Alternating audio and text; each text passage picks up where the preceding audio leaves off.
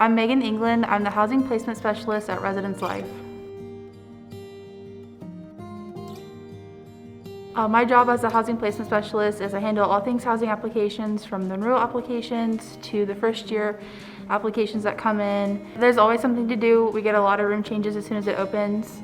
Up for that, we're always planning ahead, thinking ahead. So while students are gearing up for the renewal application, I'm thinking of the housing application for first year students that they go through for the 23-24 year.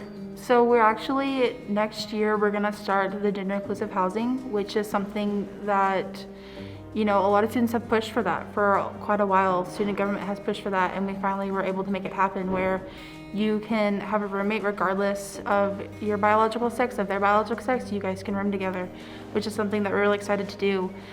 There's definitely a lot of options out there, so if you're not sure what you have available, you can always feel free to contact us. But we do take into consideration of students' opinions.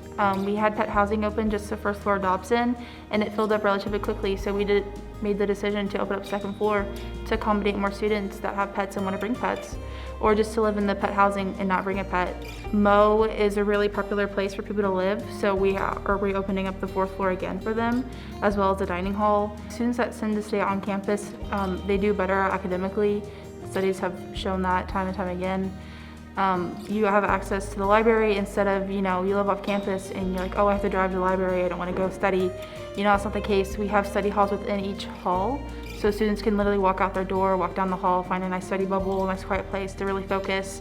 The library is relatively very close compared to living somewhere off campus for them, so they can go to the library at any time. And also they can connect with their peers that are also in the same class or just within the same major. But living on campus, it really connects you with the community. Each individual hall council within each building, they always are doing something, planning.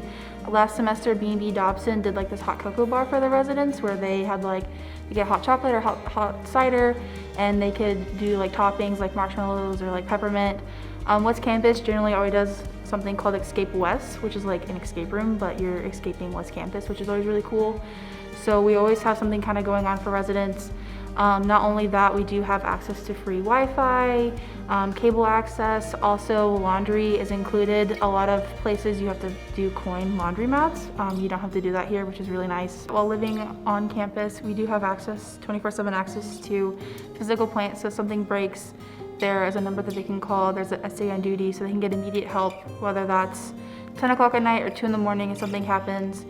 Someone's right there immediately to help them, which they might not get that somewhere else.